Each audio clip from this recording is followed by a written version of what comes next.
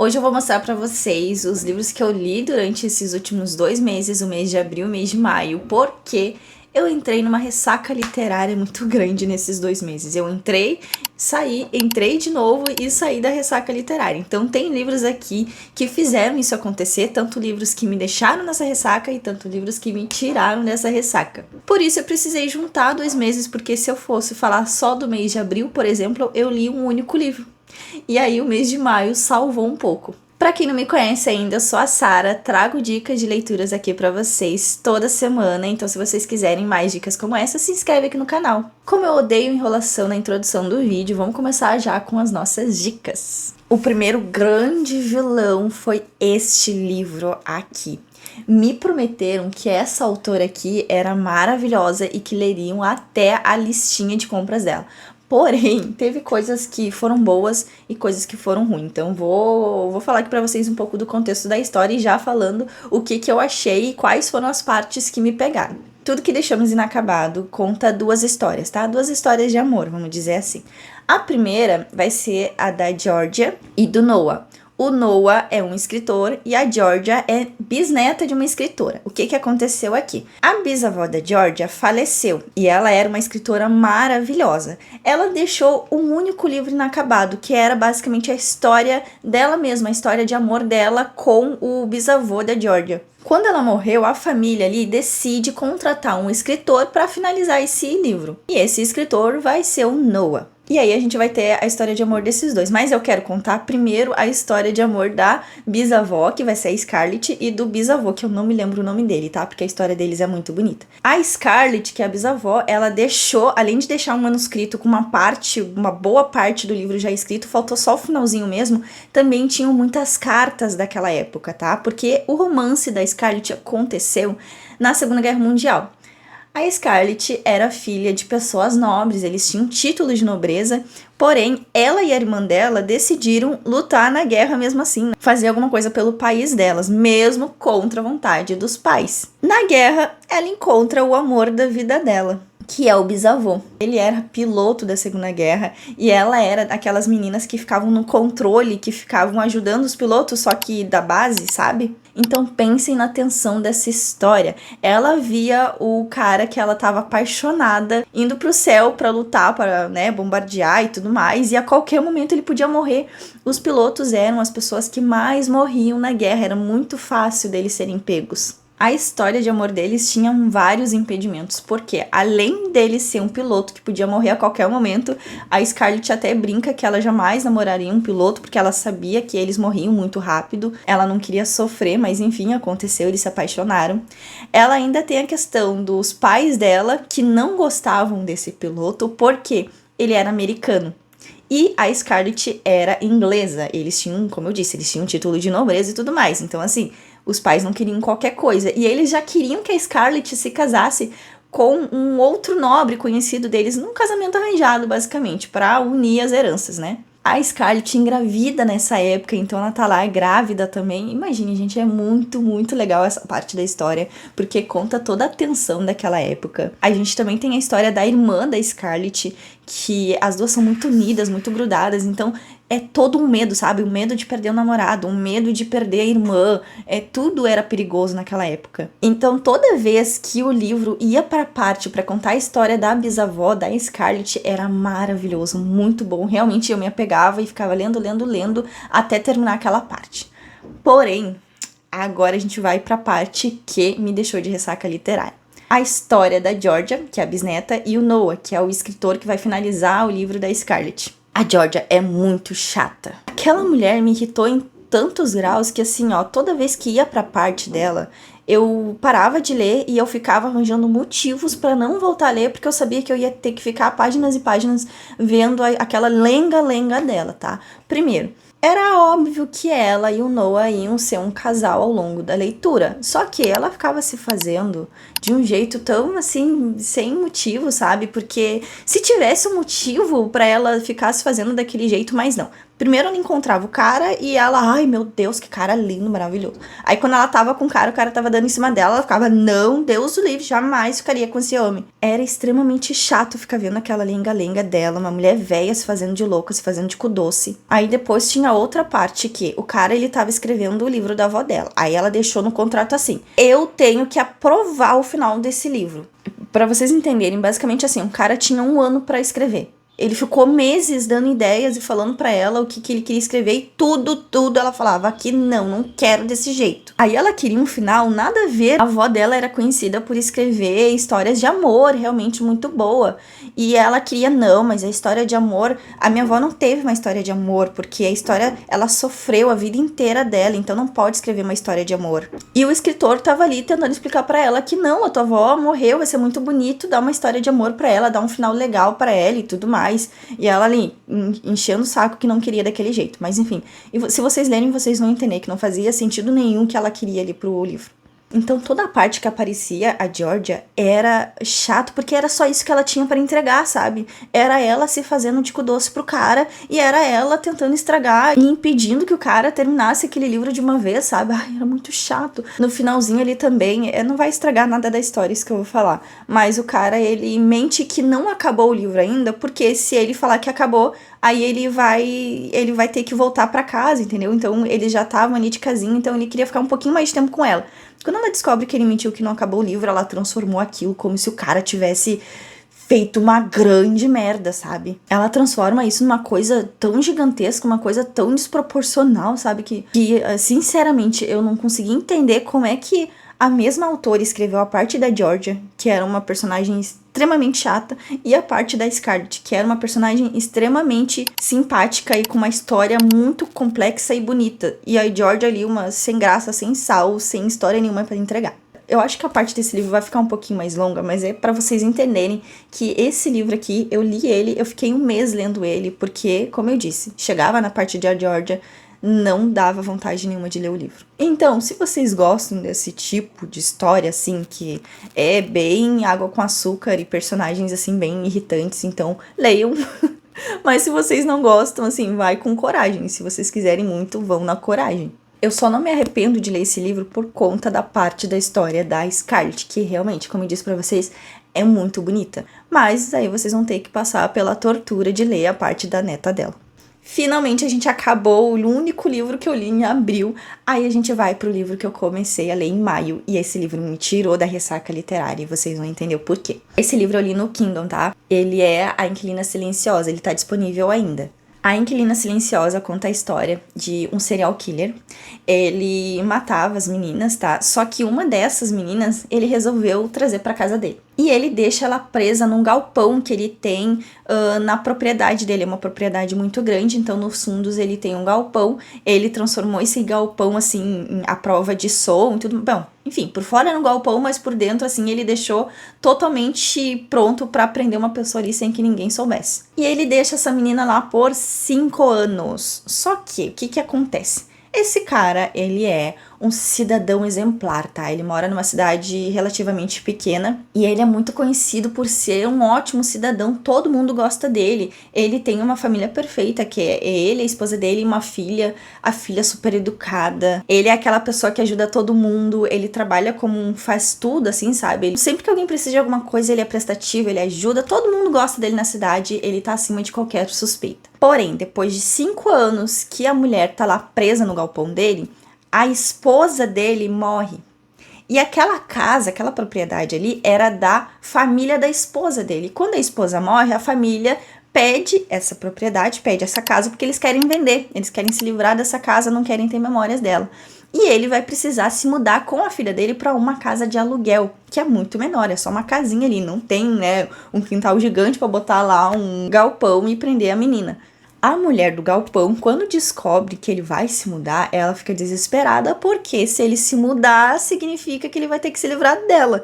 E ela sabe que ele já matou várias outras meninas e ela meio que se sente sortuda por ele não ter matado ela. Mal ou bem, ela estava viva ainda. Ela entra na cabeça dele e diz pra ele que ele pode levar ela, deixar ela no quarto nessa casa nova, que ela não vai fazer nada, né? Porque ela só tá viva. Daí ela entra assim um pouco na cabeça dele, sabe? Ela diz que ela só tá viva por causa dele, que ela agradece muito ele e tudo mais.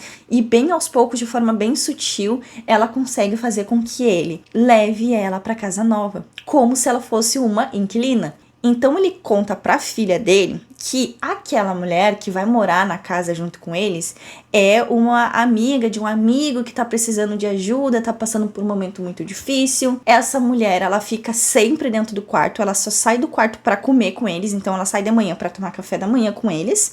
E depois de noite ela volta pra jantar com eles, tá? Ele conta pra filha dele que ela trabalha de home office, então ela fica o tempo todo no quarto dela, que não é pra incomodar a mulher e tudo mais. E ela é inquilina silenciosa por quê? Porque ele diz pra ela não dar um pio ali, porque senão ele vai matar ela. E ela tem tanto medo, mas tanto medo dele, que realmente ela não dá um pio. Ela já tá tão resignada com aquela situação que ela identificou tudo que ela precisa fazer pra continuar viva. Então ela cria regras, sabe? Ai, a primeira regra do galpão: nunca criticar ele. A segunda regra do galpão: sempre mostre como ele é maravilhoso. Sabe assim? Enfim, tem várias regrinhas ali que ela vai falando ao longo do livro, que é bem interessante e mostra o como ela teve que criar formas pra se proteger naquela situação. Esse livro não é aquele livro cheio de reviravoltas, tá? Eu até vi algumas pessoas falando que ele não é muito bom e tudo mais, porque ele é muito parado. Mas não é que ele seja muito parado, tá? É porque ele é um livro de tensão psicológica.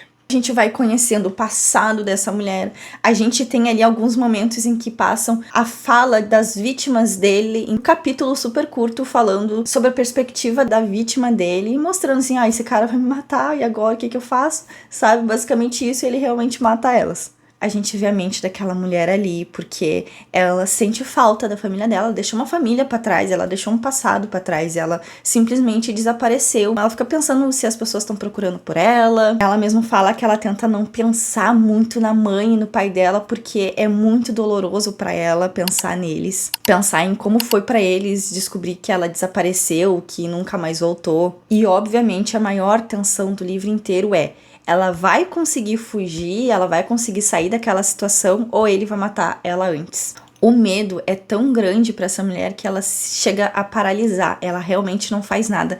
Quando ela desce pra tomar café da manhã com eles no início, ela fica o tempo inteiro olhando pra ele pra ver se ela pode fazer alguma coisa. Então assim, ela vai pegar uma faca pra cortar um pão. Ela olha pra ele pra ver se ela pode pegar a faca, sabe?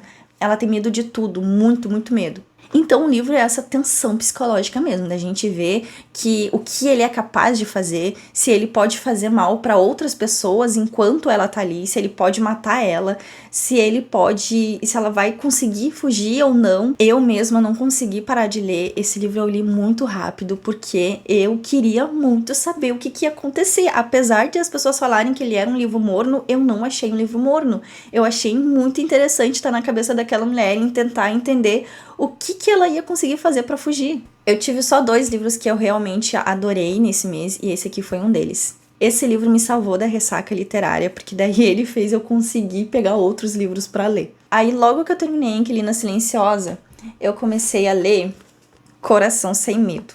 Eu tava muito ansiosa pra ler esse livro, eu demorei um tempão pra conseguir comprar ele, eu tava querendo muito ter ele físico, porque eu achei que ele ia ser um livro maravilhoso, mas eu me enganei. Ele parece ser um livro de suspense, porque aqui conta a história da Rita Preta. A Rita Preta é uma mulher que veio do interior de Salvador, veio para a capital, e ela começou a trabalhar em casas de família, então tem toda essa situação, né, que a gente sabe como era antigamente, com aquela proposta de que elas iriam melhorar de vida e tudo mais, que é tudo uma enganação. Na vida adulta, ela tá ali trabalhando como caixa de supermercado, e quando ela volta pra casa, ela descobre que o filho dela simplesmente desapareceu, ele sumiu, que ele foi abordado, né, numa abordagem policial, e depois disso nunca mais ninguém viu ele. E a Rita Preta vai ficar procurando pelo filho dela. Essa introdução fez eu pensar que o livro, uau, deve ser maravilhoso. Só que assim, o livro não tem final, tá? Ele é aquele final... Não é que ele não tenha final, mas assim, não responde nenhuma das dúvidas que o livro abre. Eu não entendi a proposta do livro, só que eu acho que ele tentou dizer que era uma coisa e no meio do livro o autor explicou que era outra coisa, tá? Então, parece que a proposta era um livro de suspense, um livro de entretenimento, né? Porém, no meio do livro ele conta que, na verdade, ele só tá contando a história de uma mulher negra normal e simples. E ele até fala ali que, quem é que ia querer ler a história de uma mulher como eu, né? Uma história tão simples como eu. O livro todo é como se fosse uma denúncia à abordagem policial, à violência da abordagem policial. Ele explica ali que aquilo acontece todo dia com vários meninos da favela. Os policiais vão lá, fazem o que querem e não são punidos. Existem milhões de meninos que somem e simplesmente ninguém faz nada por isso, ninguém enxerga eles. E é isso, tá? Não tem muito mistério.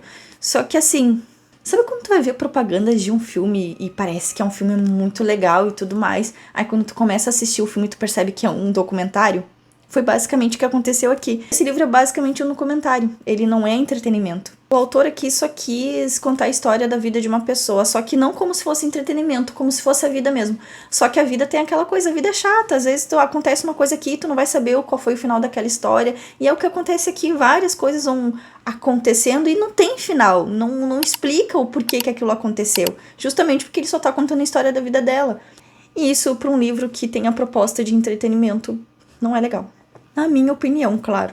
Então vocês já adivinham, né? Esse livro aqui me deixou em outra ressaca literária. Porque eu tava louca de medo de ler um outro livro que fosse chato que nem ele, entendeu? E daí eu não conseguia começar nada. Mas eu ainda assim não desisti. E engatei um outro livro que eu achei que seria muito bom também. Porque eu não queria parar. Porque eu sabia que se eu parasse ali, eu não ia voltar a ler tão cedo. Aí eu comecei a ler Com Amor, Mamãe. Conta a história de...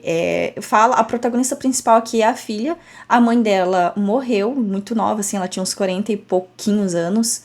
E ela era uma escritora muito famosa e tudo mais. No dia do enterro da mãe dela, essa menina recebe uma carta contando alguns segredos da mãe dela. Contando histórias lá de quando a mãe dela ainda nem tinha engravidado ela. Essa guria nunca foi muito próxima da mãe, a mãe era um ser muito exuberante, sabe? E ela era já mais quietinha, mais na dela e tudo mais.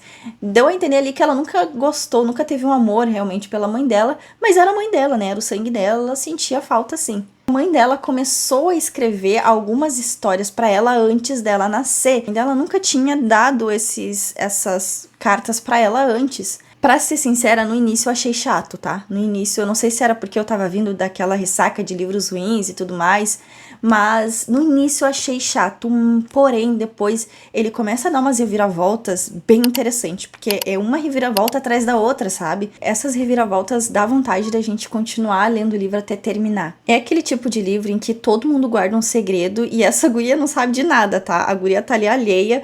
Todo mundo tem um segredo naquela família e a guria vai descobrindo aos poucos.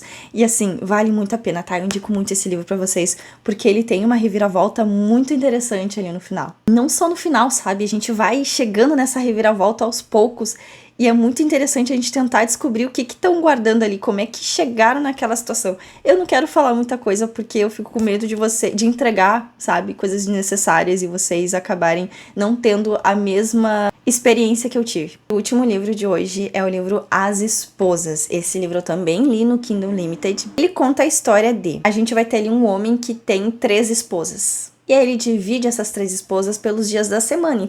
Então tem uma esposa da segunda, que ele visita na segunda, tem uma que ele visita na terça e tem uma que ele visita na quinta. A gente vai ver tudo sobre a perspectiva da esposa que ele visita na quinta. Todas elas aceitam, tá? Um dia a esposa da quinta encontra no casaco do marido um comprovante de consulta no nome de uma das outras esposas. Então ela descobriu o nome e o endereço de uma dessas esposas.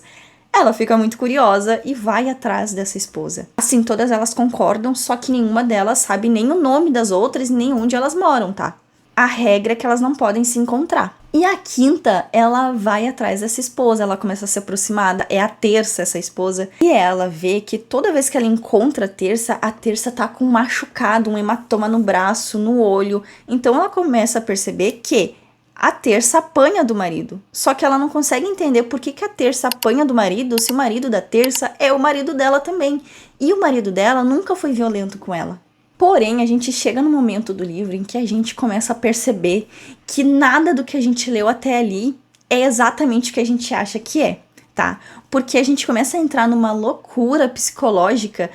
Em dado momento, parece que tudo aquilo que a mulher contou pra gente não é verdade, que ela tá louca, e a gente entra naquela loucura junto com ela. A gente não sabe se ela tá louca, ela inventou tudo aquilo, se o marido dela tá tentando fazer com que ela seja feita de louca. Chegou um momento em que eu realmente não sabia em quem acreditar. Eu não vou falar muita coisa porque esse livro gira em torno daquela loucura, tá? A gente não sabe em quem acreditar. É muito interessante, eu não vou falar muito porque eu não quero estragar a experiência de vocês, mas eu indico demais essa leitura. Eu espero que esse vídeo dê uma clareza pra vocês na hora que vocês forem escolher a próxima leitura, principalmente se vocês já estavam pensando em comprar um desses livros aqui, pra vocês entenderem mais ou menos qual é o ritmo deles. Se inscreva aqui no canal se vocês quiserem mais opiniões sinceras como essa. Eu sei que falar mal de livro não pega muito bem, não é muito legal, mas eu achei que eu tinha que ser muito sincera sobre esses livros, porque eu realmente entrei em muita ressaca e a gente pode evitar isso, né? Se eu soubesse que esses livros eram assim, eu não teria começado a ler eles, muito provavelmente. Assim como eu também gostaria de saber quais seriam os livros que seriam ideais para me tirar da ressaca literária, que foram uns dos que eu escolhi esse mês também. Te inscreve aqui no canal para me te ver no próximo vídeo. Tchau!